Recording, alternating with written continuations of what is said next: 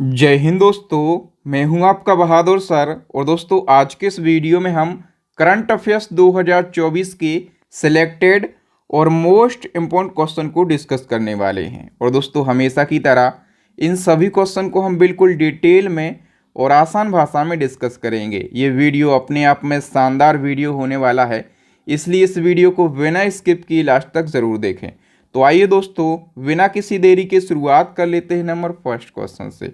First question है, हाल ही में राष्ट्रीय महिला आयोग की नई अध्यक्ष कौन बनी है? राष्ट्रीय महिला आयोग की अभी नई अध्यक्ष बन गई हैं। इनका नाम क्या है? विजया किशोर रहातकर इनका नाम है। ए ऑप्शन करेक्ट हो जाएगा। और ये महिला आयोग की 9वें नंबर की अध्यक्ष बनी हैं। इनसे पहले 8वें नंबर की अध्यक्ष कौन थी? रेखा शर्मा थी। ठीक है। और राष्ट्रीय महिला आयोग की बात हुई है तो इसको शॉर्ट में NCW कहा जाता है। फुल फॉर्म क्या होता है? नेशनल कमीशन फॉर वुमेन इसका फुल फॉर्म होता है। ठीक है। इसकी स्थापना करी गई थी 1992 में। हेडक्वार्टर है इसका न्यू दिल्ली में। और इसका उद्देश्य क्या होता है राष्ट्रीय महिला आयोग का? तो देखो, भारत में महिलाओं के अधिकारों की रक्षा करना, उनके खिलाफ हो रहे भेदभाव और हिंसा को खत्म करना और महिलाओं को सभी क्षेत्रों में समान अवसर उपलब्ध कराना इस आयोग का मुख्य उद्देश्य होता है। ठीक है।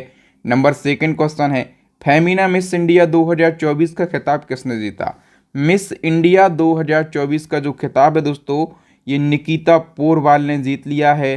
बी ऑप्शन करेक्ट हो जाएगा। निकिता पोरवाल की हम बात कर लेते हैं तो ये कहाँ की रहने वाली हैं? ये मध्य प्रदेश के उज्जैन की रहने वाली हैं। और इनने मिस इंडिया 2024 का खिताब अपने नाम कर लिया। और इनको ये ताज किसने पहनाया है? तो नंदिनी गुप्ता ने। नंदिनी गुप्ता कौन है? तो ये 2023 की मिस इंडिया रह चुकी हैं। ठीक है। और निकिता पोरवाल की बात करें तो अब ये भारत की तरफ से मिस वर्ल्ड प्रतियोगिता में देश का नेतृत्व करेंगी। और रेखा पांडे जो हैं ये उप विजेता रही हैं। रेखा पांडे दादर एवं नागर हवेली की हैं।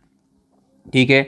इसी क्रम में दोस्तों हम बात कर लेते हैं मिस इंडिया वर्ल्ड वाइड 2024 की। तो मिस इंडिया वर्ल्ड वाइड 2024 का जो खिताब है ये ध्रुवी पटेल ने अपने नाम कर लिया है। ठीक है। याद रखना, Dhruvi Patel Miss India world wide 2024 बनी हैं। ये संयुक्त राज्य अमेरिका की हैं, लेकिन ये भारतीय मूल की हैं। ठीक है। और ये जो प्रतियोगिता है दोस्तों, इसका आयोजन न्यूयॉर्क स्थित इंडिया फेस्टिवल कमेटी के द्वारा किया जाता है। और ये भारत के बाहर सबसे लंबे समय तक चलने वाली भारतीय प्रतियोगिता है। ये भी आप याद रखना। नेक्स्ट क्वेश्चन है, यूपीएस यानी कि यूनिफाइड पेंशन स्कीम लागू करने वाला देश का पहला राज्य कौन बना है? केंद्र सरकार की महत्वपूर्ण ये स्कीम है और इसको लागू करने वाला महाराष्ट्र जो है ये पहला राज्य बन गया है। अब केंद्र सरकार की महत्वपूर्ण स्कीम है यूपीएस, और यूपीएस का फुल फॉर्म है यूनिफाइड पेंशन स्कीम। देखो दोस्तों, केंद्रीय मंत्रिमंडल ने अगस्त 2024 में इस स्कीम को मंजूरी दी है। इस स्कीम में होता क्या है? तो इस स्कीम के तहत जो सरकारी कर्मचारी हैं वो रिटायरमेंट होते हैं, तो रिटायरमेंट के बाद उनको सुनिश्चित पेंशन की व्यवस्था इस स्कीम में करी गई है। जो कर्मचारी हैं वो लगातार ओल्ड पेंशन स्कीम यानी कि ओपीएस की मांग कर रहे थे। अभी कर्मचारियों को मिलता है एनपीएस यानी कि नेशनल पेंशन स्कीम। और केंद्र सरकार ने कहा है कि हम आपको ओपीएस नहीं देंगे और हम आपको देंगे यूपीएस यानी कि यूनिफाइड पेंशन स्कीम। ठीक है। इसमें क्या है यूपीएस में? तो देखो दोस्तों, इस योजना के तहत जो भी कर्मचारी सरकार के लिए कम से कम 10 वर्षों तक शासकीय सेवा करता है तो उस कर्मचारी को 10,000 रुपये प्रति माह पेंशन दी जाएगी। यदि आप 10 वर्षों तक करते हैं तो कम से कम आपको 10,000 रुपये पेंशन दी जाएगी। और यदि आप 25 वर्षों तक शासकीय सेवा करते हैं तो आपका जो लास्ट 1 साल है, ठीक है, यानी कि जो लास्ट के 12 महीने हैं, ठीक है, 12 महीनों में जो आप वेतन प्राप्त करेंगे उस तो मूल वेतन का 50% पेंशन के रूप में प्रदान किया जाएगा। ठीक है। मूल वेतन का पहले औसत निकाला जाएगा। लास्ट 12 महीने के मूल वेतन का क्या निकाला जाएगा? औसत। और जो औसत बनेगा 12 महीने का उसका 50% जो है पेंशन के रूप में दिया जाएगा। ये कहा गया है यूपीएस में यानी कि यूनिफाइड पेंशन स्कीम में। ठीक है। याद रखना इसके बारे में। बताइए किस यूनिवर्सिटी में भारत के पहले संविधान संग्रहालय का उद्घाटन किया गया। भारत के पहले संविधान संग्रहालय का उद्घाटन ये ओपी जिंदल ग्लोबल यूनिवर्सिटी में किया गया है। और हम बात करें इसके बारे में थोड़ी सी डिटेल की, तो देखो ओपी जिंदल ग्लोबल यूनिवर्सिटी ये हरियाणा के सोनीपत में है और इस यूनिवर्सिटी में भारत का पहला संविधान संग्रहालय स्थापित किया गया है।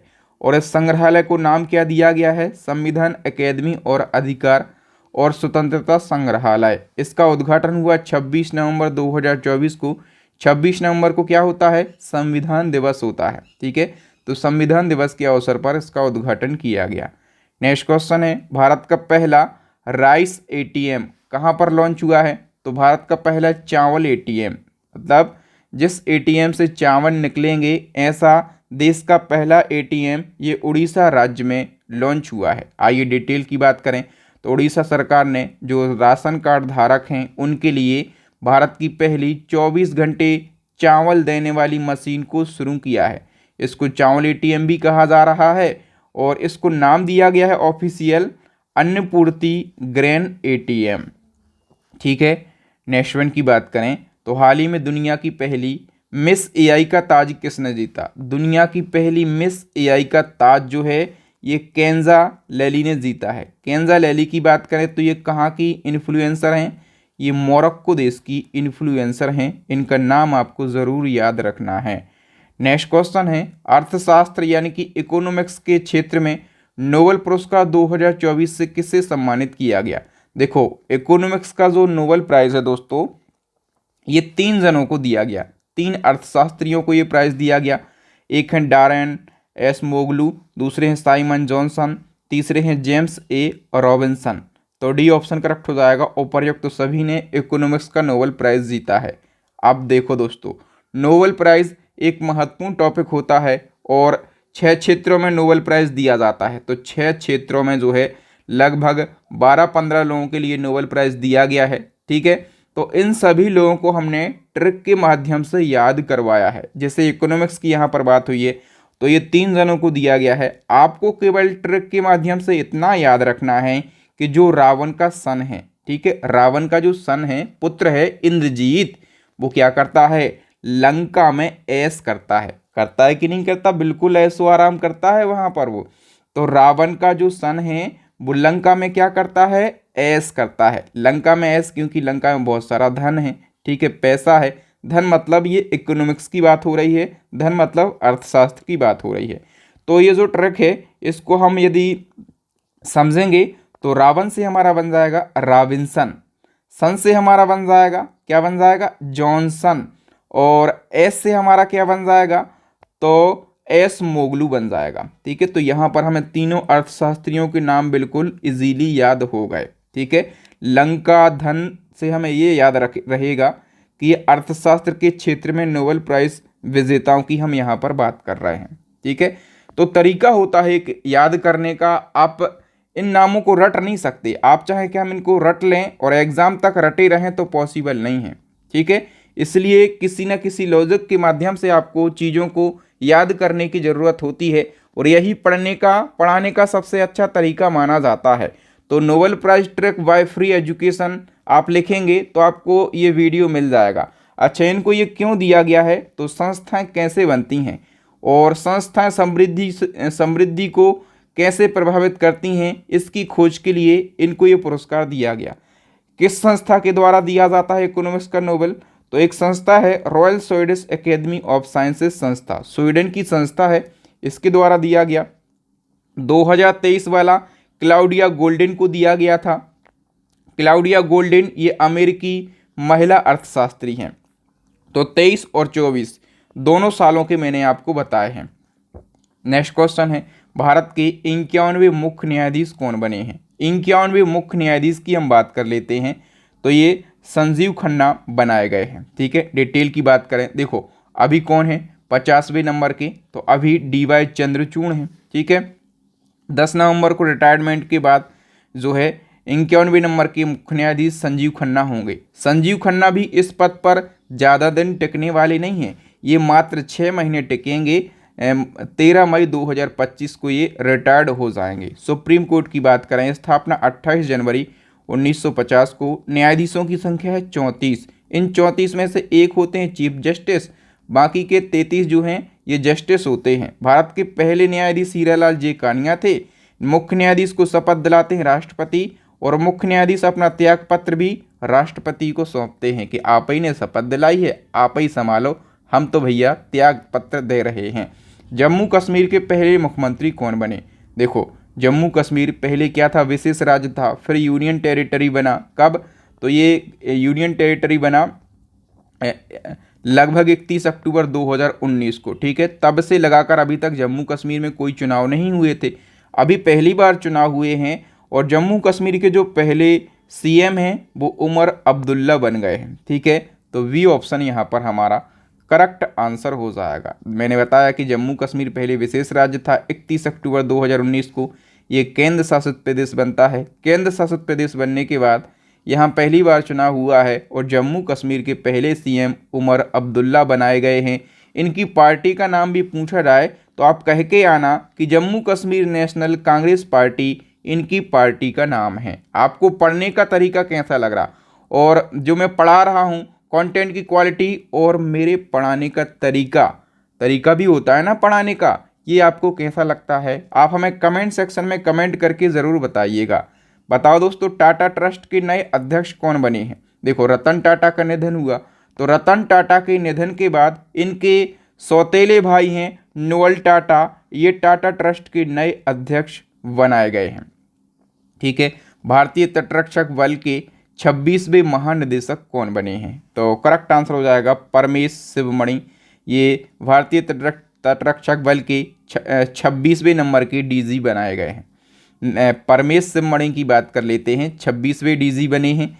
इनसे पहले जो 25वें नंबर के डीजी थे, इनका निधन हो गया था 18 अगस्त 2024 को, ठीक है। तो राकेश पाल से क्वेश्चन पूछा जाता है कि इनका हाल ही में निधन हुआ है, ये कौन थे? तो ये भारतीय तटरक्षक बल के महानिदेशक थे, इनका निधन अभी हुआ है। आईसीजी की बात हुई है तो इसकी स्थापना हुई थी 1977 में, हेडक्वार्टर है नई दिल्ली में। आदर्श वाक्य है वयम रक्षाम।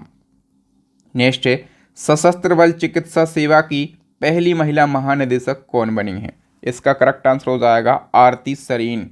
वी ऑप्शन सही हो जाएगा। बताओ, केंद्र सरकार ने वित्त वर्ष 2024-25 में 1.25 लाख इंटर्नशिप प्रदान करने के उद्देश्य से किस योजना की शुरुआत की है?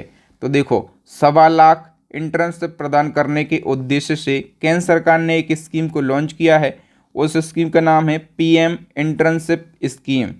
ए ऑप्शन सही हो जाएगा। देखो, हम डिटेल की बात कर लेते हैं। मोदी जी ने वित्त वर्ष 2024-25 के दौरान 1,25,000 इंटर्नशिप अवसर प्रदान करने के लिए प्रधानमंत्री इंटर्नशिप योजना का जो पायलट प्रोजेक्ट है इसको तैयार कर लिया है। और इस योजना में भारत की जो टॉप 500 कंपनियां हैं वो भाग ले रही हैं।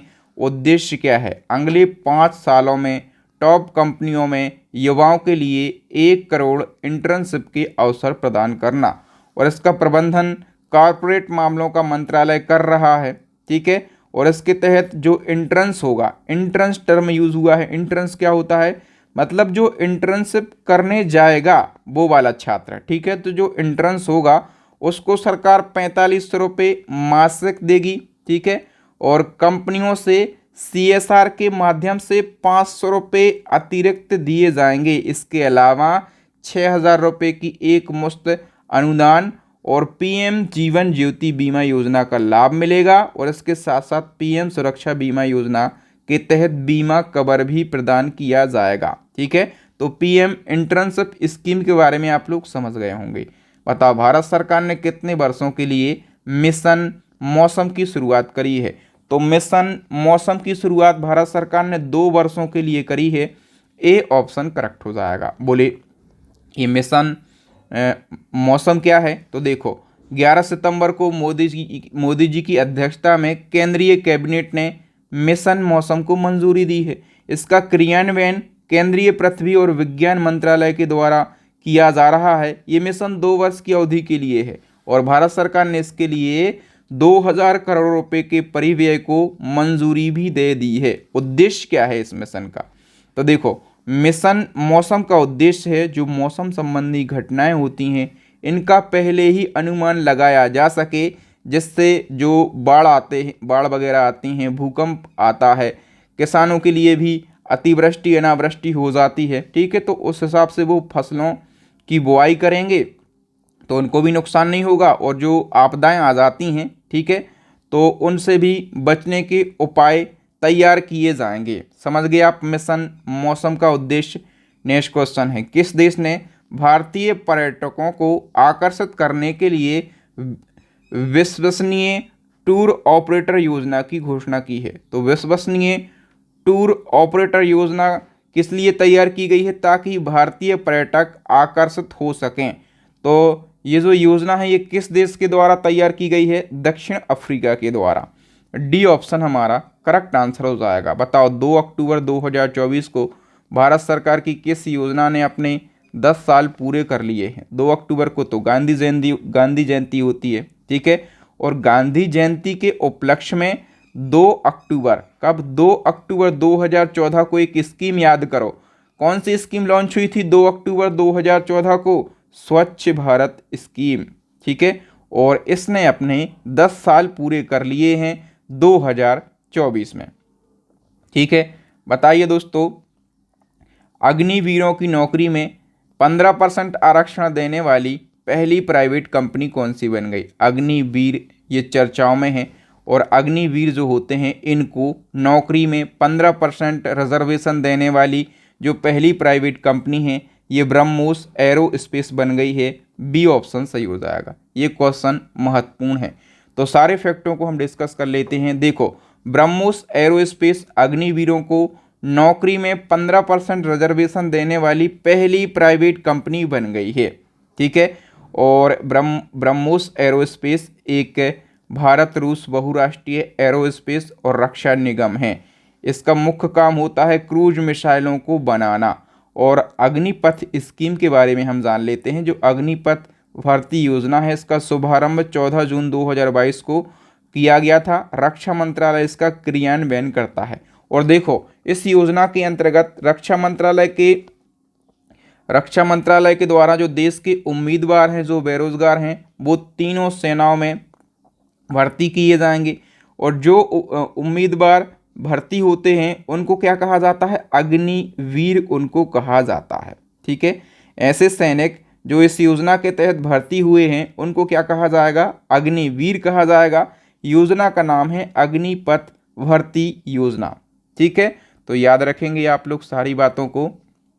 दोस्तों, मैं आपको बार बार बोलता हूँ, एक बार मैं फिर से बता देता हूँ अपनी ई बुक के बारे में। पूरे यूट्यूब पर आप छान लेना, इस प्रकार का कंटेंट आपको कहीं नहीं मिलेगा। जिस प्रकार से हम एक एक फैक्ट को क्लियर कर रहे हैं, बिल्कुल डिटेल में और आसान भाषा को हम क्वेश्चन में पढ़ा रहे हैं, इस प्रकार का कंटेंट आपको कहीं नहीं मिलेगा। और इसी प्रकार का जो कंटेंट है इसको हमने अपनी ई बुक के अंदर मर्ज कर दिया है। तो 60 से ज़्यादा टॉपिक आपको मिलेंगे, और इसी ई बुक के अंदर आपको मंथली करंट अफेयर्स भी मिल जाएगा। मतलब करंट अफेयर्स में आप विश्वास मान के चलो कि आप जब इस ई बुक को परचेस करेंगे तो आप खुद कमेंट करने के लिए आएंगे कि वाह सर, क्या मेहनत आप करते हैं, क्या लाजवाब कंटेंट आप बनाकर तैयार करते हैं। तो इस वाली ई बुक को छोड़ना मत, डाउनलोड अभी कर लेना। बहुत ज़्यादा कॉस्टली नहीं है, 69 रुपीज़ की है। यदि 69 भी पे करने में कोई दिक्कत आ रही कि बोले सर और कम कीजिए, तो आपको एक व्हाट्सअप नंबर मिलेगा, यहाँ पर ये लिखा नंबर, ठीक है। तो यहाँ पर आप मैसेज कीजिए। मेरा यही काम है आप लोगों की हेल्प करना, और मेरी मेहनत जो है ये उचित जगह तक पहुंच सके, मैं यही प्रयास करता हूं। इसके अलावा हमारी स्टैटिक जीके की रामायण ई बुक और साइंस की ई बुक लॉन्च हो गई है। तो इन सभी ई बुक को परचेस करके आप जो है अपनी तैयारी को और भी मजबूत बना सकते हैं, सिलेक्शन ले सकते हैं। आपके जो साथी बंधु हैं ना, उनसे आप थोड़ा सा अलग बन सकते हैं, थोड़ा सा आगे जा सकते हैं। थोड़ा थोड़ा आगे जाके ही आपको सिलेक्शन मिलेगा। नेक्स्ट क्वेश्चन है, संपूर्ण भारत में 3 नए आपराधिक कानून कब लागू हुए हैं? तो 3 नए आपराधिक कानून लागू हो गए हैं। जो पुराने कानून चल रहे थे अंग्रेजों के समय के, उनको रद्द कर दिया गया है, और 3 नए आपराधिक कानून ये 1 जुलाई 2024 से लागू हुए हैं। जान लेते हैं। तो 1 जुलाई 2024 से 3 नए आपराधिक कानून पूरे भारत में लागू हो गए हैं। अंग्रेजों के समय के कानून चल रहे थे। अंग्रेजों के समय के कानून, एक था आईपीसी, इनका फुल फॉर्म जानो, द इंडियन पीनल कोड। ठीक है, आईपीसी की जगह पर आ गया है वीएनएस यानी कि भारतीय न्याय संहिता, और सीआरपीसी दूसरा था, क्रिमिनल प्रोसीजर कोड, और इसकी जगह पर कौन सा आ गया है, वीएनएसएस यानी कि भारतीय नागरिक सुरक्षा संहिता। एक था इंडियन एविडेंस एक्ट, इसकी जगह पर आ गया है भारतीय साक्ष्य अधिनियम। ठीक है, तो ये 3 नए कानून आ गए हैं, और इन तीनों कानूनों को सामूहिक रूप से भारतीय आपराधिक कानून संहिता के रूप में जाना जाएगा। बताओ दोस्तों, एसबीआई के न्यू चेयरमैन कौन बने हैं? एसबीआई के जो न्यू चेयरमैन हैं चल्ला श्रीनिवासलू शेट्टी बने हैं।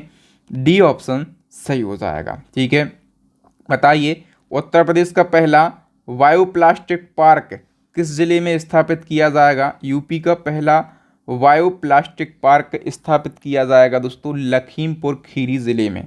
कहाँ पर? लखीमपुर खीरी जिले में। ठीक है, याद रखेंगे आप लोग, लखीमपुर खीरी जिले की गोकर्णनाथ तहसील के कुंभी गांव में यूपी का पहला बायोप्लास्टिक पार्क स्थापित किया जाएगा। यूपी, इसकी स्थापना 24 जनवरी 1950, राजधानी लखनऊ है। आनंदीबेन पटेल यहाँ की गवर्नर हैं, और योगी आदित्यनाथ जो हैं यहाँ के सीएम हैं। नेक्स्ट क्वेश्चन है, वैश्विक भुखमरी सूचकांक 2024 यानी कि ग्लोबल हंगर इंडेक्स 2024 में भारत की रैंक क्या है? तो ग्लोबल हंगर इंडेक्स में अपना देश भारत जो है ये 105वें स्थान पर है। इस इंडेक्स के बारे में कंप्लीट डिटेल की बात करें तो देखो दोस्तों, ये इंडेक्स जारी किया है कंसर्न वर्ल्ड वाइड ने। ठीक है, ये आयरिश एजेंसी है, और वेल्थ हंगर हेल्प ये जर्मन संगठन है। इन दोनों ने हंगर इंडेक्स को जारी किया है, और भारत इस इंडेक्स में 125 देशों में से 105वें स्थान पर है, यानी कि भारत की पोजीशन भी ठीक नहीं है। और 2023 में अपन 111वें स्थान पर थे। टॉप पर है बेलारूस। इस इंडेक्स के जरिए दुनिया में भूख और कुपोषण पर नज़र रखी जाती है। ये जो इंडेक्स है ये 4 मापदंडों के आधार पर तैयार किया जाता है: अल्पपोषण, बच्चों का बौनापन, बाल दुर्बलता और बाल मृत्यु दर। ठीक है, इसी क्रम में दोस्तों वैश्विक नवाचार सूचकांक भी जारी हुआ है। इसको ग्लोबल इनोवेशन इंडेक्स कहा जाता है। देखो, मैं बाइलैंग्युअल कंटेंट को रेडी करता हूँ ताकि इंग्लिश मीडियम के यदि बच्चे हैं या फिर कोई टर्म ऐसा है जो हिंदी में इजीली समझ में नहीं आ रहा है तो वो इंग्लिश में समझ में आ सके, इसलिए कंटेंट बाइलैंग्युअल तैयार किया जाता है। तो ग्लोबल इनोवेशन इंडेक्स की हम बात कर लेते हैं। इसमें अपना भारत देश जो है ये 39वें स्थान पर है। डी ऑप्शन करेक्ट आंसर हो जाएगा। ठीक है, तो भारत 39वें स्थान पर है। पिछले साल 40वें स्थान पर था, और इस सूचकांक में देश को उनके नवाचार गुणों के आधार पर रैंकिंग प्रदान करी जाती है। स्विट्जरलैंड ने लगातार 14वें साल टॉप स्थान हासिल किया है, और अंतिम स्थान पर है अंगोला, 133वें स्थान पर है। ठीक है, और नवाचार सूचकांक का इस साल 17वां संस्करण जारी हुआ है, और ये किसने जारी किया है? विश्व बौद्धिक संपदा संगठन ने। और इसमें टॉप 3 देशों की बात करें, स्विट्जरलैंड पहले स्थान पर है, स्वीडन दूसरे स्थान पर है, संयुक्त राज्य अमेरिका ये तीसरे स्थान पर है। बताइए दोस्तों, एशिया पावर रिपोर्ट 2024 के अनुसार भारत किस देश को पछाड़कर एशिया में तीसरा सबसे शक्तिशाली देश बन गया है? एशिया पावर रिपोर्ट के अनुसार अपने देश भारत ने जो है ये जापान को पछाड़ दिया है, और भारत तीसरा सबसे शक्तिशाली देश बन गया है। ठीक है, एशिया पावर रिपोर्ट ये ऑस्ट्रेलियाई थिंक टैंक लोबी संस्थान के द्वारा जारी किया जाता है। भारत ने किसको पछाड़ दिया है? जापान को पछाड़ दिया है, और भारत तीसरे स्थान पर पहुंच गया है। और टॉप में अमेरिका पहले स्थान पर है, चाइना दूसरे स्थान पर है, भारत तीसरे पर पहुंच गया है, जापान पीछे खिसक कर चौथे स्थान पर आ गया है। और ये जो रिपोर्ट है ये 27 देशों पर जारी करी गई है। बताओ, विश्व आर्थिक मंच की यात्रा और पर्यटन विकास सूचकांक 2024 में भारत की रैंकिंग क्या है? तो इस इंडेक्स में भारत 39वें स्थान पर रहा है। ठीक है, देखो दोस्तों, ये जो सूचकांक है इस बात पर फोकस किया जाता है कि वैश्विक पर्यटन गतिविधियां कोरोना से पहले की स्थिति में लौटी हैं या फिर नहीं हो लौटी हैं। मतलब जैसे वैश्विक पर्यटन गतिविधियां कोरोना से पहले थीं, कोरोना से पहले सब कुछ अच्छा चल रहा है, तो उसी स्थिति में लौट पाई हैं कि नहीं लौट पाई। और ये जो इंडेक्स है ये विश्व आर्थिक मंच के द्वारा जारी किया जाता है। इस रिपोर्ट में भारत 119 देशों में से 39वें स्थान पर रहा है। माली देश है इस सूचकांक में अंतिम पायदान पर रहा है। टॉप पर अमेरिका, दूसरे पर स्पेन, तीसरे पर रहा है जापान। नेक्स्ट क्वेश्चन है महिला टी20 वर्ल्ड कप 2 दिन पहले संपन्न हुआ है। तो महिला टी20 वर्ल्ड कप का खिताब जीत लिया है न्यूजीलैंड ने। ठीक है, न्यूजीलैंड ने किसको हराया है? साउथ अफ्रीका को 32 रनों से हराया है। ठीक है, याद रखना। तो आयोजन कहाँ पर हुआ है? पहले इसका आयोजन बांग्लादेश में किया जाना था। ठीक है, कहाँ पर? बांग्लादेश में आयोजन होना था, लेकिन बांग्लादेश में राजनीतिक अशांति हुई, तो राजनीतिक अशांति के कारण इसका आयोजन संयुक्त अरब अमीरात में हुआ है। जीता है न्यूजीलैंड ने, उपविजेता साउथ अफ्रीका है। 9वां संस्करण खेला गया। फाइनल का player of the match Amelia Kerr को दिया गया, न्यूजीलैंड की हैं, और प्लेयर ऑफ द टूर्नामेंट भी अमेलिया केर को दिया गया है। ठीक है, इसी क्रम में अभी हुआ था 4-5 महीने पहले आईसीसी पुरुष टी20 वर्ल्ड कप। तो पुरुषों का टी20 वर्ल्ड कप ये भाई किसने जीता था? फोटो देख के बता दो भाई। ये जीता था अपन ने, अपने देश भारत ने। ए ऑप्शन सही हो जाएगा। भारत ने भी साउथ अफ्रीका को हराया था 7 रन से। यानी कि साउथ अफ्रीका की दुर्गति देखो, महिलाओं से भी हारे फाइनल और पुरुषों से भी हारे। ठीक है, तो साउथ अफ्रीका दोनों बार जो है ये उपविजेता रहा है। ठीक है, याद रखना। भारत जो है रोहित शर्मा की कप्तानी में जीता, साउथ अफ्रीका जो है एडिन मार्करम की कप्तानी में उपविजेता रहा। ठीक है, इसका भी 9वां संस्करण है। इसकी जो मेज़बानी है 2 देशों में करी गई, एक तो यूएसए और दूसरा West Indies. Player of the tournament Jasprit Bumrah, man of the match final का विराट कोहली। मोस्ट रन किसने बनाए? तो रहमानुल्लाह गुरबाश। ठीक है, 281 रन बनाए इनने। ये अफगानिस्तान देश के हैं।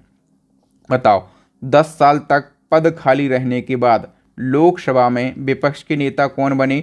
लोकसभा में विपक्ष के नेता ये राहुल गांधी बने हैं। ठीक है, सभी को पता होगा। और राज्यसभा में सदन का नेता किसे नियुक्त किया गया? तो राज्यसभा में सदन का नेता ये नियुक्त किया गया है दोस्तों, किसको? फटाफट से बताओ। जेपी नड्डा के लिए। सी ऑप्शन करेक्ट हो जाएगा। जेपी नड्डा यानी कि जगत प्रकाश नड्डा राज्यसभा में सदन के नेता नियुक्त हुए हैं और इनने पीयूष गोयल का स्थान लिया। ये जेपी नड्डा जो हैं ये गुजरात से राज्यसभा के सांसद हैं। ठीक है, और इनके पास एक मंत्रालय है, स्वास्थ्य एवं परिवार कल्याण और रसायन और उर्वरक मंत्रालय। काफ़ी महत्वपूर्ण मंत्रालय है भारत सरकार का इन्हीं के पास। नेक्स्ट क्वेश्चन, 18वीं लोकसभा के नए अध्यक्ष कौन बने या फिर दोबारा अध्यक्ष कौन बने हैं? तो ओम बिरला लगातार दूसरी बार 18वीं लोकसभा के अध्यक्ष बने हैं। ठीक है, और इनकी लोकसभा सीट बस याद रखो, राजस्थान की कोटा बूंदी सीट से ये लगातार तीसरी बार सांसदी का चुनाव जीते, तीसरी बार सांसद बने हैं और दूसरी बार ये लोकसभा के अध्यक्ष बने हैं। बताओ 18वीं लोकसभा के लिए जो अस्थायी अध्यक्ष की व्यवस्था है, जिनको प्रोटेम स्पीकर बोला जाता है, प्रोटेम स्पीकर कौन बनाए गए थे 1-2 दिन के लिए? तो ये बनाए गए थे भर्तृहरि महताब। ठीक है, तो भर्तृहरि महताब का नाम आपको याद रखना है और इनके बारे में याद रखो कि ये उड़ीसा की कटक सीट से सांसद हैं। बस इतना याद रखो इनके बारे में। नेक्स्ट क्वेश्चन है, पीएम नरेंद्र मोदी जी ने किस राज्य में स्थित नालंदा विश्वविद्यालय के नए परिसर का उद्घाटन किया? नालंदा विश्वविद्यालय के नए परिसर का उद्घाटन मोदी जी ने कहाँ पर किया है? बिहार में। ठीक है, तो मोदी जी ने जून 2024 को बिहार के राजगीर में नालंदा विश्वविद्यालय के नए परिसर का उद्घाटन किया। जो प्राचीन नालंदा विश्वविद्यालय है इसकी स्थापना 5वीं शताब्दी में हुई थी और इस विश्वविद्यालय की स्थापना का जो श्रेय है ये गुप्त शासक कुमार गुप्त प्रथम को दिया जाता है। बिहार की राजधानी पटना, नीतीश कुमार सीएम, और यहाँ के गवर्नर कौन है? अभी ये राजेंद्र विश्वनाथ अर्लेकर थे। ये बदले हैं कि नहीं बदले, आप लोग कमेंट करके ज़रूर बताइएगा। बताओ किसे नाटो का अगला महासचिव नियुक्त किया गया? नाटो मतलब नॉर्थ अटलांटिक ट्रीटी ऑर्गेनाइजेशन, और इसका जो अगला महासचिव है ये मार्क रूटे के लिए बनाया गया है। ठीक है, सैनिक जो नाटो है इसकी स्थापना कब हुई थी? 4 अप्रैल 1949 में। हेडक्वार्टर बेल्जियम के ब्रुसेल्स में। सदस्य देश हैं 32। और देखो जो स्वीडन है ये 2024 में सदस्य देश बना। जो फिनलैंड है ये 2023 में सदस्य देश बना था। स्वीडन 32वां बना है और फिनलैंड 31वां सदस्य देश बना था। बताओ 10वां, अंतर्राष्ट्रीय योग दिवस 2024 कब मनाया जाता है? अंतर्राष्ट्रीय योग दिवस ये मनाया जाता है 21 जून को। ठीक है, 2024 को जो मनाया गया इसका कौन सा संस्करण था? 10वां संस्करण था। ठीक है, याद रखना 21 जून को मनाया जाता है। ठीक है, 2024 में 10वां संस्करण था और इसकी थीम स्वयं और समाज के लिए योग। ठीक है, यानी कि yoga for self and society. और पहला योग दिवस ये 21 जून 2015 को मनाया गया था। अच्छा, 21 जून को एक और दिवस मुझे याद आ रहा है, विश्व संगीत दिवस। ठीक है, तो संगीत दिवस और योग दिवस इसका कनेक्शन है। जब आप योगा करते हैं तो स्लो मोशन में संगीत भी सुनते हैं। ठीक है, तो ऐसा करके आप इसको रिलेट करके याद करेंगे तो इजीली याद हो जाएगा। भारतीय सेना ने सशस्त्र बलों के लिए अपनी पहली स्किन बैंक सुविधा कहाँ पर प्रारंभ की है? तो भारतीय सेना ने अपनी पहली स्किन बैंक सुविधा जो है इसको नई दिल्ली में प्रारंभ किया है। ठीक है, डिटेल से समझ लेंगे। भारतीय सेना ने सशस्त्र बलों के लिए दिल्ली के आर्मी अस्पताल में अपनी पहली स्किन बैंक सुविधा को शुरू किया है। स्किन बैंक सुविधा क्या है? देश भर के जितने भी सैन्य कर्मी हैं और उनके परिवार वाले हैं, यदि वो आग से जलने की समस्या के कारण उनको शरीर में कोई गंभीर बीमारी हो जाती है, स्किन से संबंधित कोई बीमारी हो जाती है, तो उसका उपचार किया जाएगा स्किन बैंक सुविधा में। ठीक है, जून 2024 में जारी सिप्री की रिपोर्ट के अनुसार भारत में परमाणु हथियारों की संख्या कितनी हो गई है? तो भारत में परमाणु हथियारों की संख्या दोस्तों कितनी हो गई है? 172। डी ऑप्शन यहाँ पर करेक्ट आंसर हो जाएगा। देखो हम बात कर लेते हैं परमाणु हथियारों के मामले में टॉप देशों की। सबसे ज़्यादा परमाणु हथियार रसिया के पास में है 4380, फिर अमेरिका के पास में 3708, फिर चाइना के पास में 500 हैं। ठीक है, और भारत के पास में कितने हैं? तो भारत के पास में 172 परमाणु हथियार हैं। ये रिपोर्ट सिप्री ने जारी करी है। तो सिप्री जो है इसका फुल फॉर्म क्या होता है? Stockholm International Peace Research Institute. इसका हेडक्वार्टर स्टॉकहोम में है। डैन स्मिथ इसके वर्तमान में डायरेक्टर हैं। बताओ, Nelson Mandela life time achievement पुरस्कार 2024 से सम्मानित होने वाले पहले भारतीय बने हैं। ये पुरस्कार चूंकि पहली बार किसी भारतीय को दिया जा रहा है तो इनका नाम और फोटो दिमाग में छाप लो। इनका नाम है विनोद गनात्रा। वी ऑप्शन हमारा करेक्ट आंसर हो जाएगा। ये प्रसिद्ध बाल फिल्म निर्माता हैं, यानी कि बच्चों वाली फिल्में ये बनाते हैं। ठीक है, और फिल्मों में उनके योगदान के लिए दक्षिण अफ्रीका के प्रतिष्ठित सम्मान Nelson Mandela life time achievement award से सम्मानित किया गया। और विनोद गनात्रा ये सम्मान प्राप्त करने वाले पहले भारतीय बने हैं। ठीक है, ऑस्ट्रेलियन ओपन बैडमिंटन चैंपियनशिप 2024 में पुरुष एकल का खिताब किसने जीता? तो दोस्तों पुरुष एकल का जो खिताब है ये जीत लिया है लीजी जिया ने। सी ऑप्शन करेक्ट आंसर हो जाएगा। ऑस्ट्रेलियन ओपन की बात करें 33वां संस्करण है। पुरुष एकल का खिताब लीजी जिया ने जीता है। ठीक है, और महिला एकल का खिताब आया ओहोरी ने जीता है। ये जापान की हैं। ठीक है, भारतीय रेलवे ने दुनिया के सबसे ऊंचे स्टील आर्च रेल पुल, दुनिया का सबसे ऊंचा जो स्टील आर्च रेल पुल है इसको नाम दिया गया है चिनाब रेलवे ब्रिज। तो इस पर सफल परीक्षण किया गया है। ये पुल कहाँ पर स्थित है? करेक्ट आंसर हो जाएगा ये पुल जम्मू कश्मीर में स्थित है। बताइए किस बल्लेबाज ने T20 इंटरनेशनल क्रिकेट में सबसे तेज शतक लगाकर वेस्ट इंडीज के क्रिस गेल का रिकॉर्ड तोड़ दिया है?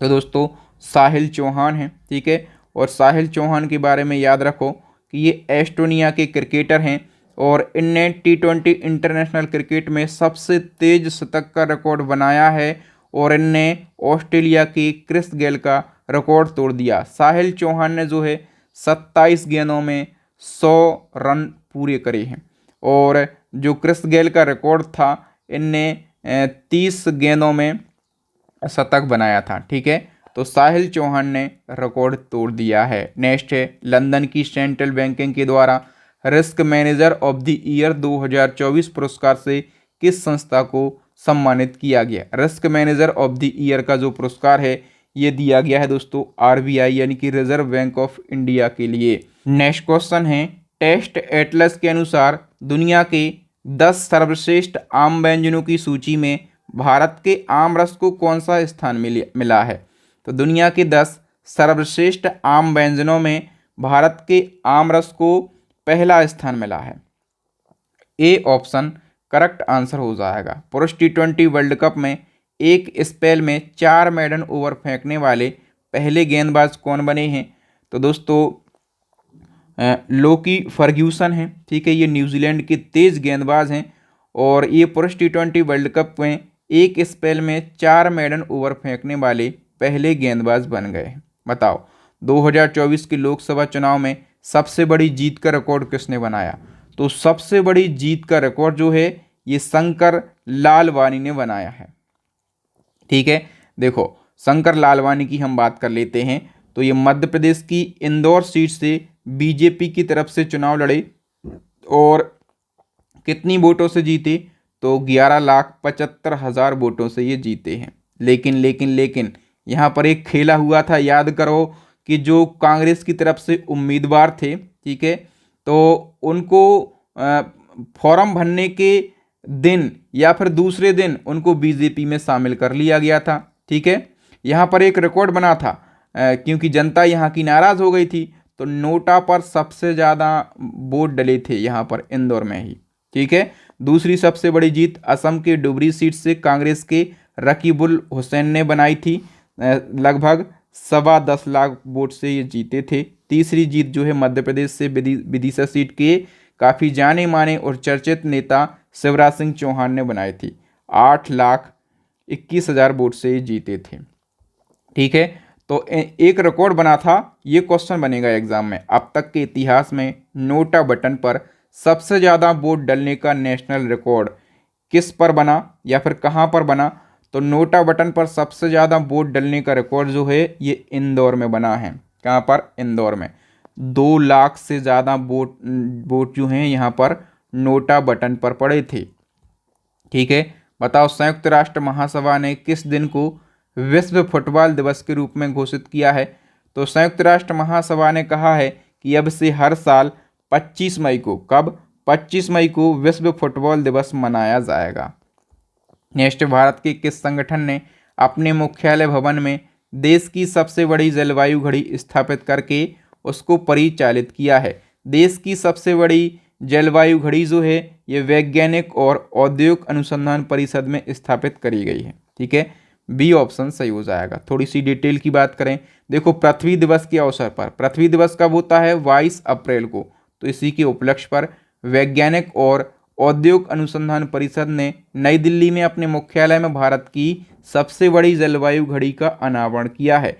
ये जो घड़ी है ये जलवायु परिवर्तन और उसके प्रतिकूल प्रभावों के बारे में जागरूकता बढ़ाने के लिए स्थापित करी गई है और इसी क्रम में दुनिया की पहली वैदिक घड़ी स्थापित करी गई थी। कहाँ पर? मध्य प्रदेश के उज्जैन में, महाकाल नगरी उज्जैन में दुनिया की पहली वैदिक घड़ी स्थापित करी गई थी। तो घड़ी की बात हुई है, इसलिए मैंने दुनिया की पहली वैदिक घड़ी भी यहाँ पर आपको बता दी। ठीक है, प्रित्जर आर्किटेक्चर पुरस्कार 2024 से किसे सम्मानित किया गया? तो प्रित्जर आर्किटेक्चर पुरस्कार ये आर्किटेक्चर के क्षेत्र में दिया जाने वाला सर्वोच्च पुरस्कार है और ये 2024 में रेकेन यामामोतो के लिए दिया गया है।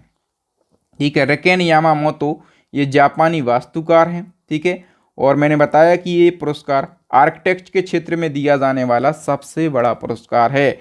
इस पुरस्कार को क्या कहा जाता है? आर्किटेक्चर का नोबेल पुरस्कार कहा जाता है। इसके तहत जो विजेता है उसको $1,00,000 की राशि प्रदान करी जाती है। इस पुरस्कार की स्थापना 1979 में हुई थी। भारत के प्रसिद्ध आर्किटेक्ट हैं बालकृष्ण दोषी। तो याद रखो भैया, बालकृष्ण दोषी 2018 में ये पुरस्कार पाने वाले पहले भारतीय बने थे। और जब पहले बनते हैं तो आपको पता है कि ये जीवन भर क्वेश्चन पूछा जाएगा। ठीक है। प्रित्जर आर्किटेक्चर पुरस्कार 2023 दिया गया था डेविड चिपरफील्ड को, इंग्लैंड के आर्किटेक्ट हैं ये। गणित के क्षेत्र का एक सम्मान है एबेल अवार्ड। तो एबेल अवार्ड 2024 के विजेता का नाम बताओ। ये गणित का सर्वोच्च सम्मान है। तो एबेल अवार्ड जो है ये मिशेल टेलाग्राउंड के लिए दिया गया है। डी ऑप्शन करेक्ट आंसर हो जाएगा। ठीक है। फ्रांस के गणितज्ञ हैं मिशेल टेलाग्राउंड। और जो एबेल अवार्ड है दुनिया भर में गणित का सबसे प्रतिष्ठित अवार्ड है। इसको गणित का नोबेल पुरस्कार कहा जाता है। देखो, इसकी शुरुआत करी थी नॉर्वे की सरकार ने 2001 में, लेकिन पहली बार कब दिया गया था? 2003 में पहली बार दिया गया था। पहले विजेता थे जीएन पेरे। और 2023 वाला रुइस कैफरेली को दिया गया था। अमेरिकी गणितज्ञ हैं ये। बताओ, विश्व का एकमात्र ओम आकार का मंदिर भारत के किस राज्य में बनकर तैयार हुआ, जिसका लोकार्पण फरवरी 2024 में हुआ? विश्व का एकमात्र ओम आकार का मंदिर, यानी कि जो बिल्कुल ओम की तरह है। ठीक है। ओम की शेप में इसको बनाया गया है। कहाँ पर बनाया गया है इसको?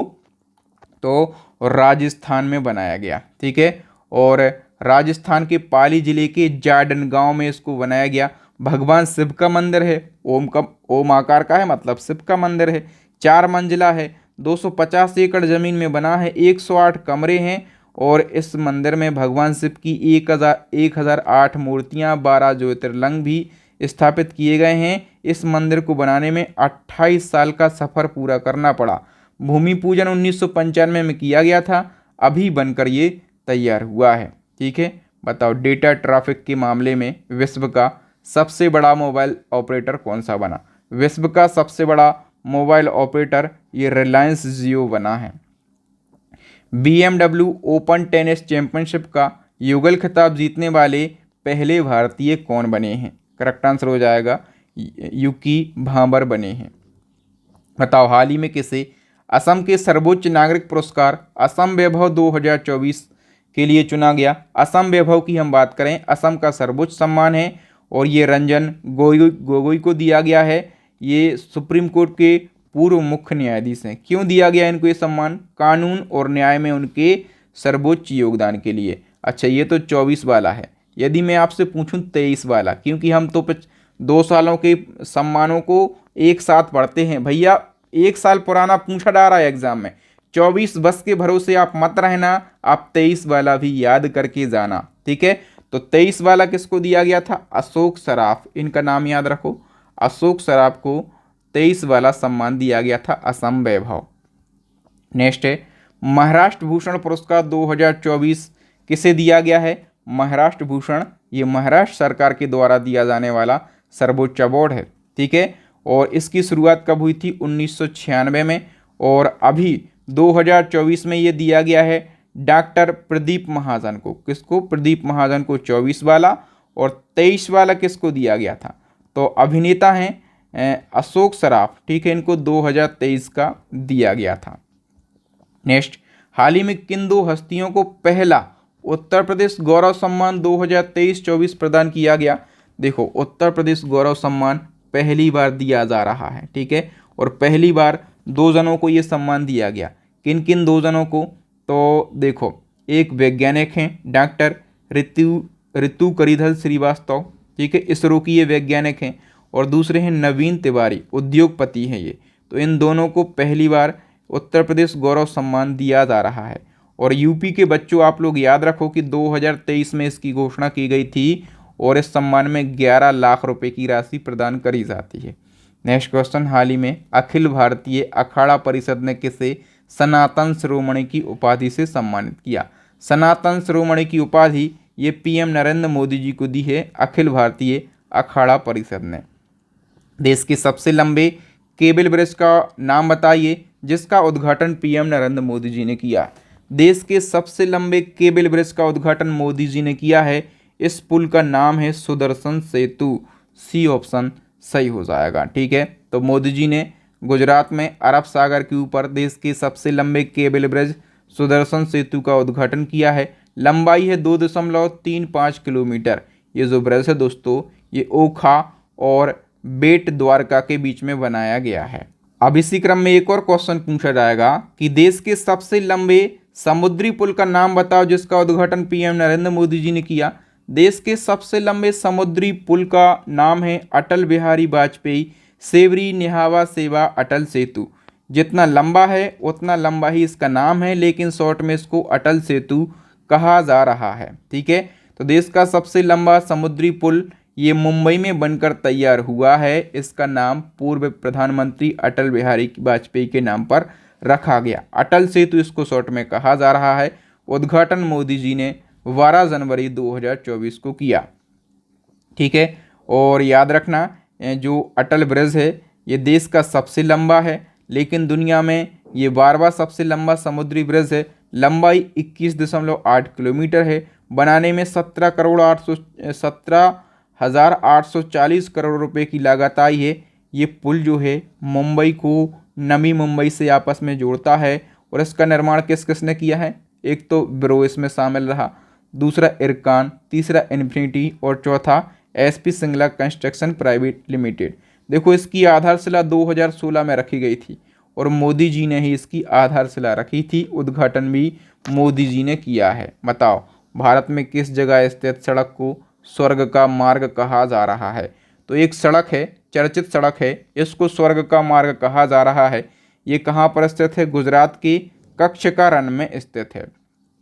ठीक है, तो दोस्तों स्वर्ग का मार्ग या फिर रोड टू हेवन इसको कहा जा रहा है। ये भारत की सबसे नई दर्शनीय सड़क है और ये लगभग 30 किलोमीटर लंबी सड़क है। ये सड़क गुजरात में कच्छ के रण में खाबड़ा को धोलावीरा से जोड़ती है। और ये जो सड़क है दुनिया के सबसे बड़े नमक रेगिस्तान कच्छ के महान रण के लुभावने दृश्यों के लिए अद्वितीय है। आप लोग खुद देख पा रहे होंगे कितनी शानदार यहाँ का नज़ारा दिख रहा है। ठीक है, बताओ सीएम योगी आदित्यनाथ ने कहाँ पर राज्य की पहली इंट्रा डिस्ट्रिक्ट हेलीकॉप्टर सेवा का उद्घाटन किया? तो यूपी की पहली इंट्रा डिस्ट्रिक्ट हेलीकॉप्टर सेवा का उद्घाटन जो है आगरा के वटेश्वर में किया गया है। डी ऑप्शन सही हो जाएगा। बताओ 58वें ज्ञानपीठ पुरस्कार से किसे सम्मानित किया गया? दो जनों को 58वां ज्ञानपीठ पुरस्कार दिया गया है। एक तो गुलजार साहब हैं, वो दूसरे हैं जगत गुरु रामभद्राचार्य। तो डी ऑप्शन करेक्ट हो जाएगा दोनों के लिए।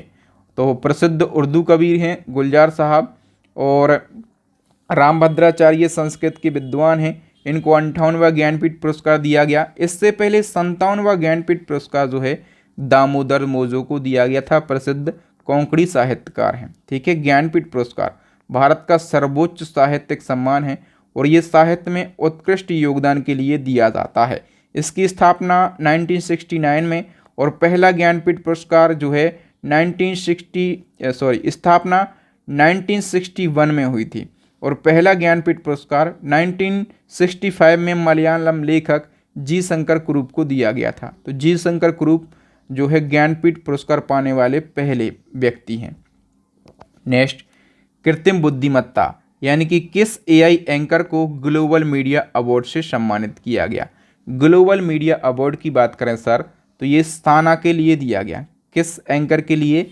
जो एआई एंकर है इसको साना नाम दिया गया और इसी को ग्लोबल मीडिया अवार्ड मिला है। ठीक है, और साना एंकर को किसके द्वारा डेवलप किया गया? इंडिया टुडे के द्वारा। इसको ये जो एंकर है इसको इंडिया टुडे के द्वारा डेवलप किया गया है। ठीक है, नेक्स्ट क्वेश्चन है वर्ष 2024 के टाइम मैगजीन में दुनिया के 100 सबसे प्रभावशाली लोगों की सूची में किस अभिनेत्री को शामिल किया गया? टाइम मैगजीन की जो 100 सबसे प्रभावशाली लोगों की लिस्ट है उस लिस्ट में आलिया भट्ट के लिए शामिल किया गया है। ठीक है, हाइब्रिड पिच तकनीक का उपयोग करने वाला भारत का पहला स्टेडियम कौन सा बना? तो हाइब्रिड पिच तकनीक का उपयोग करने वाला जो भारत का पहला स्टेडियम है ये धर्मशाला स्टेडियम बन गया है।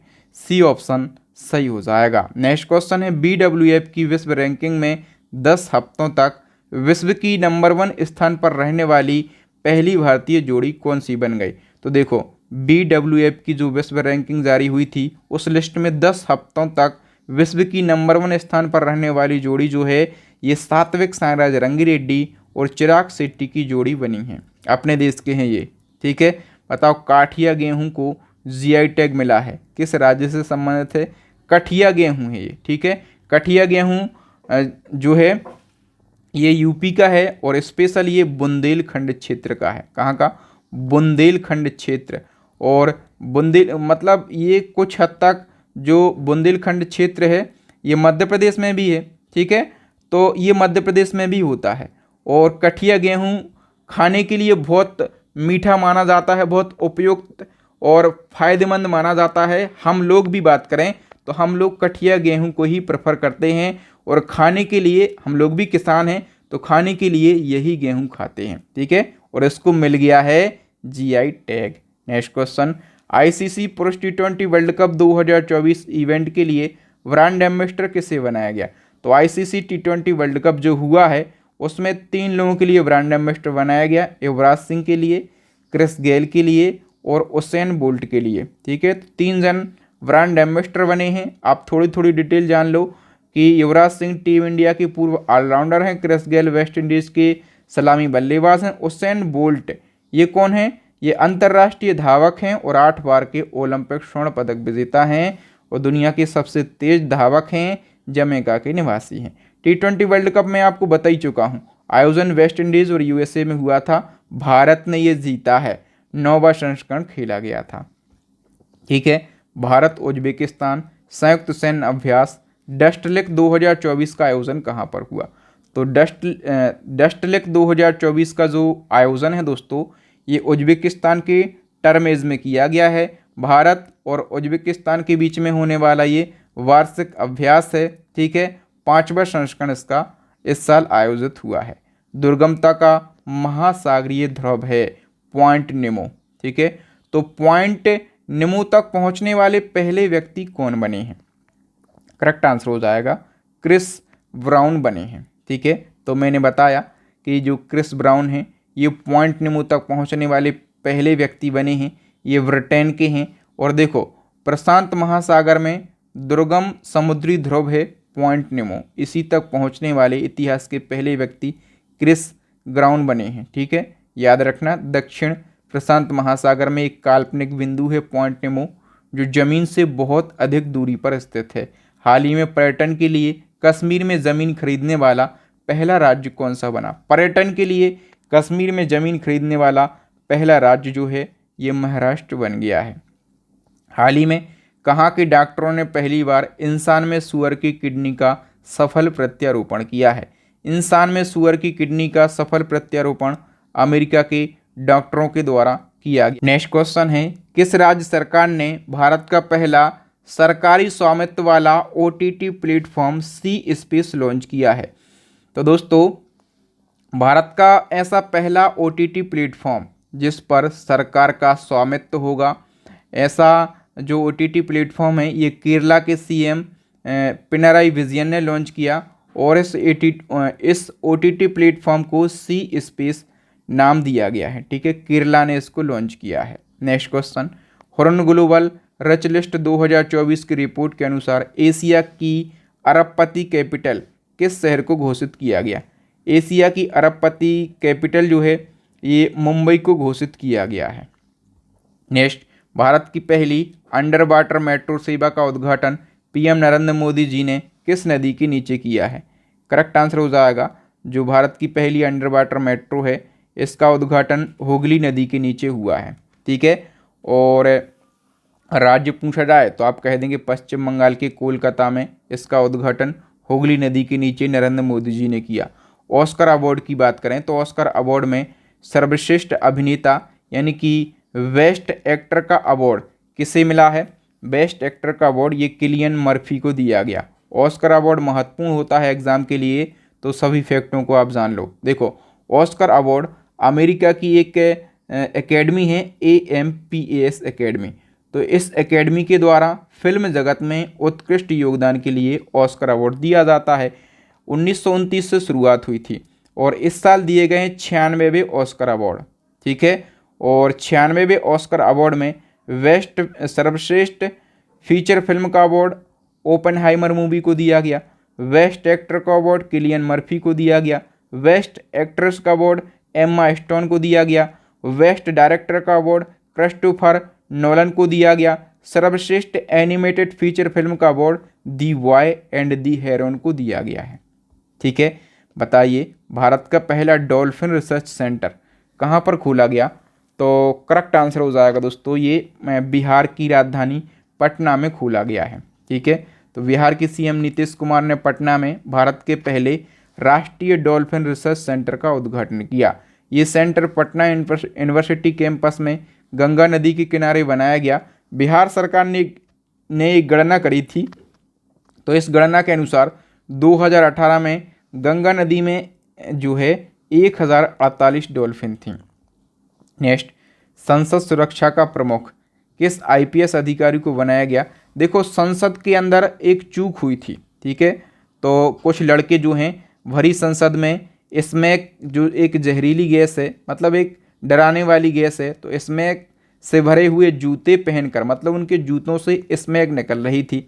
ठीक है, एक गैस, अलग टाइप की गैस, तो गैस निकल रही थी, बहुत बड़ी चूक थी, और वो जो खबर है वो वीडियो वायरल हुए। ठीक है, तो संसद सुरक्षा में चूक हुई, इसलिए संसद सुरक्षा का जो प्रमुख है इसको बदल दिया गया, और अनुराग अग्रवाल जो हैं ये संसद सुरक्षा के नए प्रमुख बनाए गए हैं। भारत की पहली एआई टीचर का नाम बताओ। भारत की पहली एआई टीचर जो है ये आइरिस है। ठीक है, इस टीचर को लेडी के जैसा लुक दिया गया है, बिल्कुल लेडी टीचर का लुक इस एआई टीचर को दिया गया है। और केरला के तिरुवनंतपुरम के एक हायर सेकेंडरी स्कूल में इस टीचर को लॉन्च किया गया, और इस टीचर को आइरिस नाम दिया गया। और जो देश की पहली एआई न्यूज़ एंकर है, ठीक है, उसका नाम क्या है? लीसा। और मैंने अभी एक क्वेश्चन आपको पढ़ाया है, ग्लोबल मीडिया अवार्ड किस न्यूज़ एंकर को दिया गया? तो साना नाम की एंकर के लिए ग्लोबल मीडिया अवार्ड से सम्मानित किया गया है। ठीक है, एआई करंट अफेयर्स, मतलब एआई से रिलेटेड जितने करंट अफेयर्स के क्वेश्चन बने हैं, लगभग जो है 100 क्वेश्चन मैं आपको लेकर आऊँ। आप लोग क्या कहते हैं, एआई से रिलेटेड करंट अफेयर्स लाना चाहिए कि नहीं? कमेंट करेंगे तो मैं आपको, और कमेंट पर बहुत ज़्यादा लाइक आएंगे तो वीडियो ज़रूर आएगा। नेक्स्ट क्वेश्चन, भारत ने किस वर्ष तक अंतरिक्ष में खुद का पहला स्पेस स्टेशन बनाने का लक्ष्य रखा? भारत ने कहा है कि हम अंतरिक्ष में खुद का एक स्पेस स्टेशन बनाएंगे, और इसको बनाने का लक्ष्य जो है ये भारत सरकार ने तय किया है 2035 तक। सी ऑप्शन सही हो जाएगा। विश्व का सबसे ऊंचा राम मंदिर कहाँ पर बनाया जाएगा? विश्व का सबसे ऊंचा राम मंदिर जो है ये ऑस्ट्रेलिया के पर्थ में बनाया जाएगा। ठीक है, हम डिटेल की बात करें, देखो सबसे ऊंचा राम मंदिर विश्व का ऑस्ट्रेलिया के पर्थ में बनाया जाएगा। इसका निर्माण श्री राम वैदिक एवं सांस्कृतिक ट्रस्ट के द्वारा किया जाएगा। लगभग 600 करोड़ रुपए की लागत से 150 एकड़ ज़मीन में ये बनाया जाएगा, और इस राम मंदिर की ऊंचाई 721 फीट होगी। कितनी? 721 फीट। अयोध्या राम मंदिर की ऊंचाई बताओ, अयोध्या राम मंदिर की ऊंचाई कितनी है? सोचो, अयोध्या राम मंदिर से भी कई गुना बड़ा ये बन रहा है। हाल ही में किसे चमेली देवी जैन पुरस्कार 2024 से सम्मानित किया गया? ये मानो ये जो क्वेश्चन है दोस्तों, ये 5 स्टार वाला क्वेश्चन है। चमेली देवी जैन पुरस्कार महिला पत्रकारों का ये सर्वश्रेष्ठ पुरस्कार होता है, और ये पुरस्कार 2024 में 2 महिला पत्रकारों को दिया गया। एक है ग्रीष्मा ठाकुर और दूसरी है Ritika Chopra. C option correct answer हो जाएगा। तो ग्रीष्मा कोठार हैं, ठाकुर नहीं है, कोठार। तो ग्रीष्मा कोठार कौन है? स्वतंत्र पत्रकार हैं, और रितिका चोपड़ा इंडियन एक्सप्रेस की पत्रकार हैं। दोनों को चमेली देवी जैन पुरस्कार दिया गया। चमेली देवी जैन पुरस्कार ये महिला पत्रकारों का सबसे प्रतिष्ठित पुरस्कार है। इसकी स्थापना 1982 में मीडिया फाउंडेशन के द्वारा की गई थी, और इसका नाम स्वतंत्रता सेनानी और समाज सुधारक चमेली देवी जैन के नाम पर रखा गया है। नेक्स्ट क्वेश्चन है, भारत में नागरिकता संशोधन अधिनियम यानी कि सीसीए 2019 कब लागू हुआ? सीसीए 2019 ये 11 मार्च 2024 को लागू हुआ है। इसके बारे में सारे डिटेल आपको जाननी होगी, क्योंकि ये महत्वपूर्ण है, यहाँ से क्वेश्चन एग्जाम में बनेगा।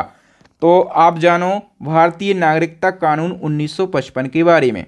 तो इस कानून में बदलाव के लिए 2016 में नागरिकता संशोधन विधेयक 2015 संसद में पेश किया गया और ये लोकसभा में 10 दिसंबर 2019 को, उसके अगले दिन 11 दिसंबर 2019 को राज्यसभा में और उसके अगले दिन 12 दिसंबर को राष्ट्रपति मंजूरी दे देता है।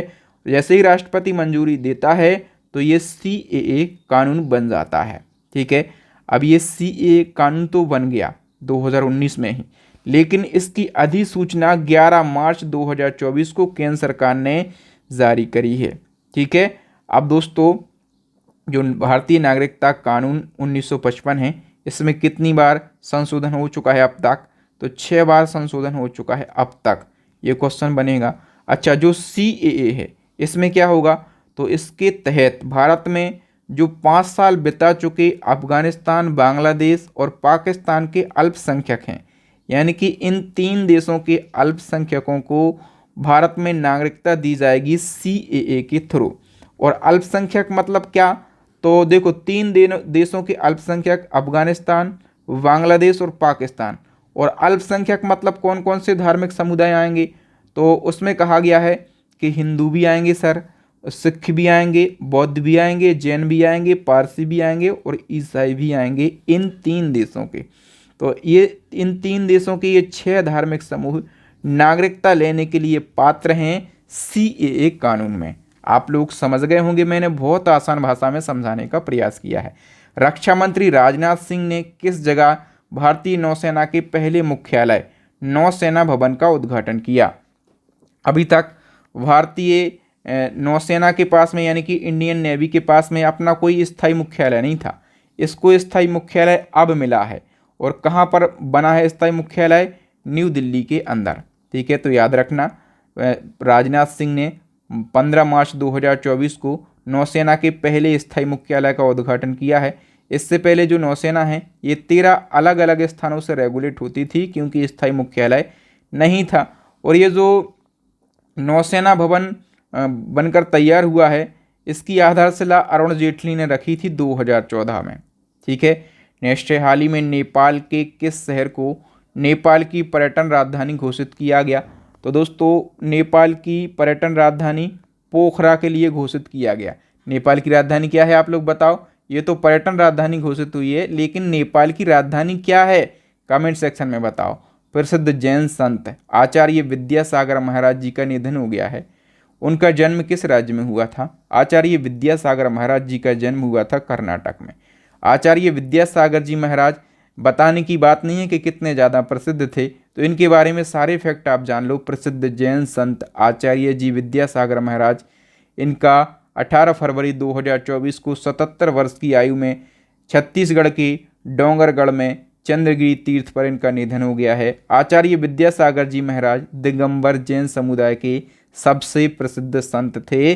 जैन संत विद्यासागर जी का जन्म कर्नाटक के बेलगांव के सदलगा गांव में 10 अक्टूबर 1946 को हुआ था। जो अंडरलाइन है ना, ठीक है, इन सभी को याद कर लो। 1 नंबर दिख रहा है मुझे, यहाँ से 1 नंबर मिलेगा आपको। बताइए, जो ट्राई है, ट्राई को क्या कहा जाता है? Telecom regulatory authority of India कहा जाता है। ठीक है, टेलीकम्युनिकेशन जो होती हैं उन पर कंट्रोल करने वाला ये अथॉरिटी है। और इसका नया चेयरमैन जो है ये अनिल कुमार लाहौटी को बनाया गया है। ठीक है, ट्राई के बारे में मैंने फुल फॉर्म तो आपको बता ही दिया। ट्राई की स्थापना 1997 में, हेडक्वार्टर न्यू दिल्ली। अनिल कुमार लाहौटी इसके चेयरमैन बनाए गए हैं। बताओ, किस पूर्वोत्तर राज्य ने काजी नेमू यानी कि खट्टे नींबू को राज्य फल घोषित किया है?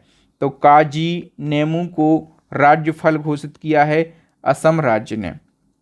ठीक है, और भारतीय मूल के ऐसे पहले व्यक्ति का नाम बताओ जो कि ब्रिटिश ब्रॉडकास्टिंग कॉरपोरेशन यानी कि BBC के अध्यक्ष बने हैं।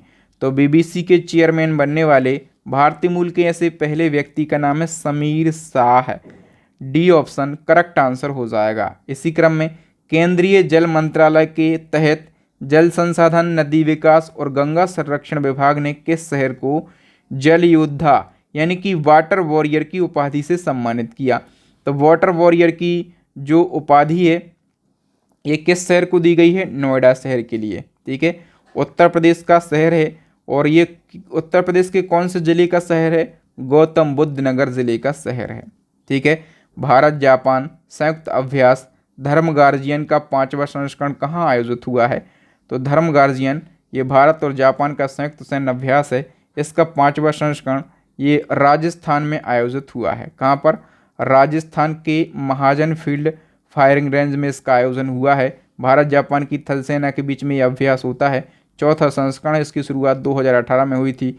इस अभ्यास का उद्देश्य दोनों देशों की सैन्य बलों के बीच में सामंजस्य और सेनाओं के बीच संबंधों को बढ़ावा देना। नेक्स्ट गायक हैं, मशहूर गायक हैं पंकज उदास। इनका निधन हो गया। निधन कब हुआ था? 26 फरवरी 2014 को। आपको बताना है कि इनको किस वर्ष पद्मश्री अवार्ड मिल चुका है। तो इनको पद्मश्री दिया गया था 2006 में। कब? 2006 में। ठीक है। मशहूर गज़ल गायक थे पंकज उदास और इनका निधन 26 फरवरी को हुआ है। पैंक्रियाज कैंसर की वजह से 72 वर्ष की आयु में इनका निधन हुआ। 2006 में इनको पद्मश्री अवार्ड दिया गया था। कहाँ से ये बिलोंग करते हैं?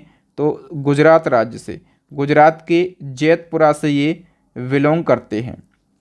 ओके। नेक्स्ट है, किस राज्य के पूर्व सीएम मनोहर जोशी का निधन हो गया? मनोहर जोशी ये महाराष्ट्र के थे और 1995 से लगाकर 1999 तक ये महाराष्ट्र के सीएम रहे हैं। तेलंगाना राज्य सरकार ने राज्य का संक्षिप्त नेम यानी कि राज्य का शॉर्ट नेम टीएस से बदलकर क्या करने का फैसला किया? तो तेलंगाना का शॉर्ट नेम पहले था टीएस, लेकिन तेलंगाना कहा है अब टीएस नहीं, हमारा नाम क्या होगा? टीजी। ए ऑप्शन सही हो जाएगा। तेलंगाना सरकार ने राज्यगान बदलने का फैसला किया है। नया राज्यगान क्या है? तो तेलंगाना का राज्यगान भी बदल गया है और नया राज्यगान है जया हो तेलंगाना। और ये जो राज्यगान है तेलंगाना का, इस गाने को किसने कंपोज किया है? तो कंपोजर का नाम याद रखो, एनडी श्री कंपोजर का नाम है। देश के पहले तैरते हुए सीएनजी स्टेशन का निर्माण कहाँ पर किया गया? देश के पहले तैरते हुए सीएनजी स्टेशन का निर्माण ये वाराणसी में किया गया है। ठीक है। Dada Saheb Phalke international film festival award 2024 में सर्वश्रेष्ठ अभिनेता का पुरस्कार किसे दिया गया? तो ये शाहरुख खान के लिए दिया गया है। ए ऑप्शन करेक्ट आंसर हो जाएगा। ठीक है। देखो, Dada Saheb Phalke international film festival की बात करें, अभी जो दादा साहब फाल्के अवार्ड है जो कि मिथुन चक्रवर्ती को दिया गया है वो अलग है भैया, है ना, वरना कमेंट करने लगो। तो इसमें जो है दादा साहब फाल्के इंटरनेशनल में जो बेस्ट एक्टर हैं शाहरुख खान बने हैं, बेस्ट एक्ट्रेस रानी मुखर्जी बनी हैं, बेस्ट डायरेक्टर संदीप रेड्डी वांगा बने हैं, बेस्ट फिल्म जवान मूवी है शाहरुख खान की, बेस्ट फिल्म क्रिटिक्स कैटेगरी में 12th फेल बनी है और best international feature film Oppenheimer बनी है। फिल्म ऑफ द ईयर ये Salaar part 1 cease fire movie को दिया गया है। नेक्स्ट है, अंतरिम बजट 2024 में किस मंत्रालय को सबसे ज़्यादा बजट मिला? सबसे ज़्यादा बजट जो है ये रक्षा मंत्रालय यानी कि डिफेंस मिनिस्ट्री को मिला है, जो कि अच्छी बात है। डिफेंस मिनिस्ट्री को ज़्यादा बजट मिलना भी चाहिए। ठीक है। तो वित्त मंत्री निर्मला सीतारमण जी ने 1 फरवरी सुबह 11 बजे संसद में अंतरिम बजट पेश किया और ये छठा मौका था जब निर्मला सीतारमण जी ने पेश किया। इसके बाद जो रेगुलर वाला बजट पेश हुआ था तो निर्मला सीतारमण जी जो हैं ये 7वीं बार बजट पेश करने वाली पहली महिला वित्त मंत्री बनी। रक्षा मंत्रालय को सबसे ज़्यादा बजट दिया गया था। ठीक है। नेक्स्ट क्वेश्चन है, खेलो इंडिया यूथ गेम्स 2024 की पदक तालिका में कौन सा राज्य टॉप पर रहा? खेलो इंडिया यूथ गेम्स में महाराष्ट्र टॉप पर रहा। कौन सा? महाराष्ट्र। ठीक है। तो खेलो इंडिया यूथ गेम्स क्या है? ये प्रतियोगिता भारत में स्कूल और कॉलेज के छात्रों के लिए एक राष्ट्रीय स्तर की खेल प्रतियोगिता है। आयोजन तमिलनाडु के 4 शहरों में हुआ है। उद्घाटन मोदी जी ने किया था। इसका शुभंकर बीरा मंगाई वेलु नचियार के लिए बनाया गया 6वां एडिशन है। महाराष्ट्र टॉप पर रहा है, 158 पदक जीते हैं। इस प्रतियोगिता का आयोजन जो है युवा मामले एवं खेल मंत्रालय के द्वारा किया जाता है। बताओ, पीएम विश्वकर्मा योजना लागू करने वाला पहला केंद्र शासित प्रदेश कौन सा बना है? करेक्ट आंसर हो जाएगा दोस्तों जम्मू कश्मीर। डेनमार्क की महारानी का नाम बताओ जिन्होंने 52 साल बाद राज करने के बाद राजगद्दी छोड़ी। तो 52 साल राज किया डेनमार्क की महारानी ने, ठीक है, और फिर इन्हें राजगद्दी छोड़ी है। इनका नाम है मार्गरेट द्वितीय। डिटेल की बात करें, जनवरी 2024 को डेनमार्क की रानी मार्गरेट द्वितीय ने पद छोड़ा है और डेनमार्क के नए राजा जो हैं ये प्रिंस फ्रेडरिक एक्स बने, जो कि रानी के दूसरे बेटे हैं। कौन है? रानी के बड़े बेटे हैं, ठीक है। और जो डेनमार्क है कोपेनहेगन राजधानी है, करेंसी डेनिश क्रोन है, प्रधानमंत्री हैं मेटे फ्रेडरिक्सेन। नए राजा कौन बने हैं? तो प्रिंस फ्रेडरिक एक्स बने हैं।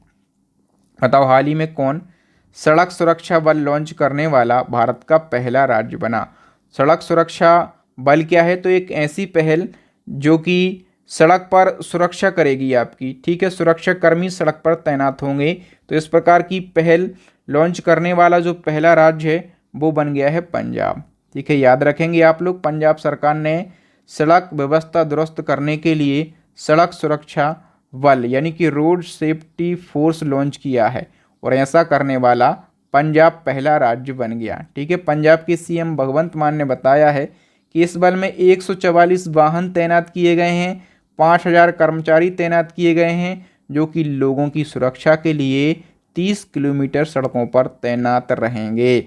बताओ संयुक्त राष्ट्र महासभा के 79वें सत्र के अध्यक्ष कौन बने हैं? करेक्ट आंसर हो जाएगा दोस्तों, ये बने हैं फिलेमोन यांग।